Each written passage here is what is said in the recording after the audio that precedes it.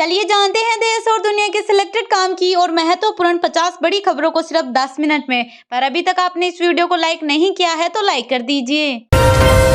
प्रधानमंत्री नरेंद्र मोदी ने महाराष्ट्र में 86 लाख से अधिक किसानों को लाभ पहुंचाने के उद्देश्य से 7,500 करोड़ रुपए से अधिक की परियोजनाओं का शुभारंभ करते हुए नीलवंडे भारत का किया उद्घाटन। छत्रपति शिवाजी को भी दी श्रद्धांजलि। महिला आरक्षण व जाति आधारित जनगणना जैसे पीएम मोदी के सभी वादे खाली लिफाफे हैं। राजस्थान के झुंझुनू जिले में जनसभा को संबोधित करते हुए बोली प्रियंका गांधी। दुनिया का पहला एआई सुरक्षा संस्थान स्थापित करने जा रहा ब्रिटेन, प्रधानमंत्री सुनक ने बताया प्लान। महाराष्ट्र जाकर पीएम मोदी का शरद पवार पर हमला, बोले 7 साल कृषि मंत्री रहे, किसानों के नाम पर वोट की राजनीति करने वालों ने बूंद बूंद पानी के लिए तरसाया, किसानों के लिए किया क्या।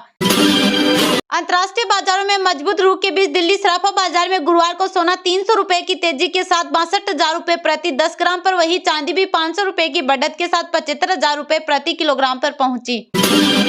अमेरिकी राष्ट्रपति जो बाइडेन ने बताई इजरायल हमास युद्ध की वजह है, कहा भारत के ड्रीम प्रोजेक्ट को रोकने के लिए हमास ने किया था हमला।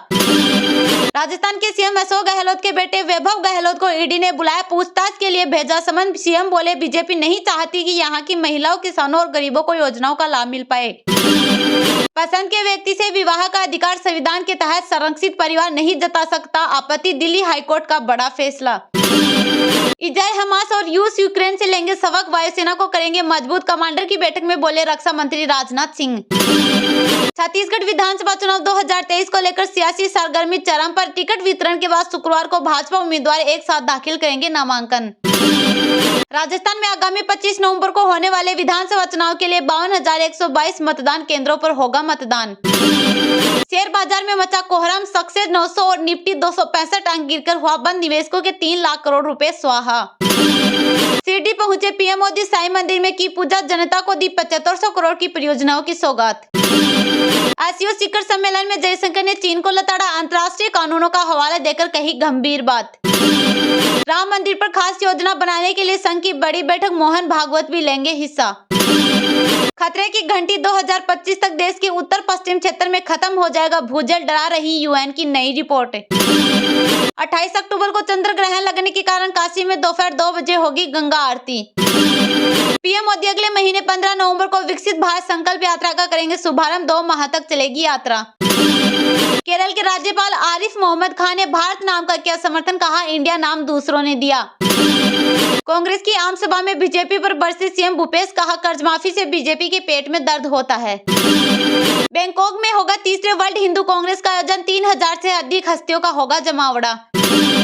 प्रधानमंत्री नरेंद्र मोदी ने हांगझोउ में एशियाई पैरा खेलों में सर्वाधिक पदक जीतने का रिकॉर्ड बनाने पर भारतीय खिलाड़ियों के समर्पण, दृढ़ता और अटल प्रतिबद्धता की प्रशंसा की। ईडी और सीबीआई के डर से बना है इंडिया गठबंधन, विपक्ष पर ओपी राजभर ने साधा निशाना। रामलला की प्राण प्रतिष्ठा से पहले वाल्मीकि जयंती पर अयोध्या में जुटेंगे 25 राज्यों के 400 से अधिक कवि। राजस्थान में ईडी के एक्शन पर मल्लिकार्जुन खड़गे बोले हार को देखते हुए बीजेपी ने चला अपना आखिरी दांव। भारत में ही बनाई और भारत में ही बेची एलन मस्क की इलेक्ट्रिक वाहन बनाने वाली दुनिया की शीर्ष कंपनी टेस्ला पर नितिन गडकरी की दो टूक। प्रधानमंत्री आज करेंगे भारत मंडपम में भारतीय मोबाइल कांग्रेस 2023 के 7वें संस्करण का उद्घाटन। कांग्रेस महासचिव प्रियंका गांधी वाड्रा ने निर्वाचन आयोग में शिकायत को लेकर भाजपा पर निशाना साधा। करवा चौथ पर मुस्लिम से मेहंदी न लगवाए हिंदू लड़कियां, विश्व हिंदू परिषद ने जारी किया फरमान। कनाडा में फिर भारत विरोधी घिनौनी कार्रवाई, दशहरे पर खालिस्तानियों ने तिरंगे में लिपटे पीएम मोदी का पुतला जलाया।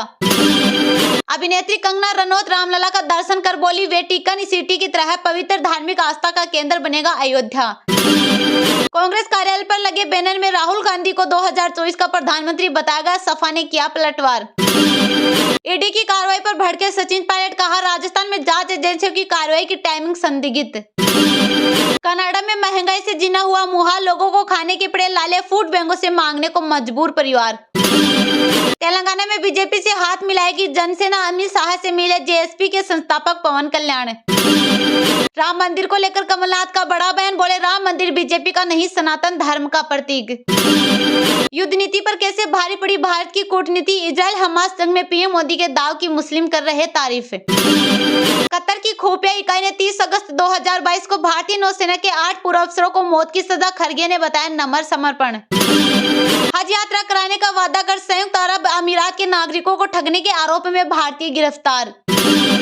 हमारे कई युवाओं की मौत का कारण बनी कांग्रेस, सबसे पुरानी पार्टी पर तेलंगाना सीएम केसीआर का गंभीर आरोप। मराठा कोटा मुद्दे आरक्षण को हल करने के लिए उद्धव ठाकरे ने पीएम मोदी से की अपील। छात्रों में लोकतंत्र की बेहतर समझ उत्पन्न करने के लिए शिक्षा मंत्रालय से समझौता करेगा निर्वाचन आयोग। परसों रेड मारने के लिए 5 नेता पहले ही ढूंढ ले, बीजेपी ईडी के छापे पर गहलोत का पलटवार। हिमाचल प्रदेश के मुख्यमंत्री अस्पताल में भर्ती शिमला आईजीएमसी के डॉक्टरों ने बताया पेट में संक्रमण के कारण हुए बीमार। इजरायल की एयर स्ट्राइक में मारे गए हिजबुल्लाह के 2 और कमांडर, अब तक 46 की मौत। स्वास्थ्य सेवा के साथ साथ आयुष्मान योजना का लाभ जनता को दिलाने में जुटी योगी सरकार। मुनाफा कमाने के लिए मिट्टी केमिकल लगाकर धड़ल्ले से बेचा जा रहा पुराना आलू। इजरायल हमास जंग में यूक्रेन के हथियार भी हो रहे इस्तेमाल, सामने आया नया सबूत। केंद्रीय मंत्री एल मुरुगन ने तमिलनाडु के डीएमके सरकार पर साधा निशाना, बोले चरमरा गई कानून व्यवस्था।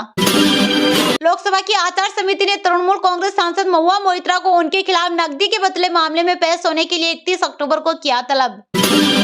हरदोई जेल में बंद अब्दुल्ला आजम से मिलने पहुंची कांग्रेसी बेरंग वापस लौटे, जेल प्रशासन ने मिलने से रोका। हिजबुल्लाह का इजरायल से जंग का प्लान, हमास का सुरंग नेटवर्क सबसे बड़ा खतरा। दिल्ली मेट्रो बनी जंग का मैदान, चलती ट्रेन में यात्रियों ने युवक से की मारपीट। देहरादून में 4 नवंबर को लगेगा बागेश्वर सरकार का दिव्य दरबार। ममता बनर्जी का बीजेपी सरकार पर हमला, कहा आज सत्ता में है लेकिन हमेशा आप सत्ता में नहीं रहेंगे। म्यांमार में रोहिंग्या समूह द्वारा 99 हिंदुओं का नरसंहार अंतर्राष्ट्रीय अपराध हो सकता है, बोले यूएन के मुख्य जांचकर्ता। पंजाब सरकार ने जारी किए पराली जलने के आंकड़े, सितंबर 2022 से अक्टूबर 2022 की तुलना में 53% कमी। भारत चुनाव आयोग ने अभिनेता राजकुमार राव को अपना नेशनल आइकन नियुक्त किया। गाजा में घुसी इजरायली सेना, हमास के ठिकानों को बनाया निशाना। जम्मू कश्मीर के कुपवाड़ा में घुसपैठ की कोशिश नाकाम, मारे गए 2 आतंकवादी, 5 दिनों में दूसरी घटना। गुजरात के भुज में 5 से 7 नवंबर तक होगी आरएसएस की अखिल भारतीय कार्यकारी मंडल की बैठक। संविधान में संशोधन करने का नहीं कोई प्रस्ताव, इंडिया की जगह भारत वाले मामले पर बोले राज्यपाल। पीएम श्री स्कूल शुरू करने वाला देश का पहला राज्य बना हरियाणा, सीएम खट्टर ने किया लोकार्पण, पहले वे स्कूल कहलाएंगे बाल वाटिका। पूर्व सीएम वसुंधरा राजे ने विजय बंसल और पूर्व एमएलए अनिता सिंह से की मुलाकात, अहम मुद्दों पर हुई चर्चा। किब्बुत्ज बीरी में आईडीएफ की बड़ी कार्रवाई, हमास आतंकियों का पीछा कर ढेर कर रही इजरायली सेना। कांग्रेस पर बीजेपी का वार, गजेंद्र शेखावत बोले गहलोत सरकार ने भ्रष्टाचार के कई रिकॉर्ड तोड़े।